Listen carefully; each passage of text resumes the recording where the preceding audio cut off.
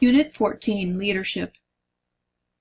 To find which people will succeed as leaders, researchers have looked for traits that successful leaders hold in common. Traits that may be significant include a sense of responsibility, self-confidence, high energy level, empathy, and emotional control, and a sense of humor. However, research results have been inconsistent, leading to the conclusion that traits alone do not predict success as a leader.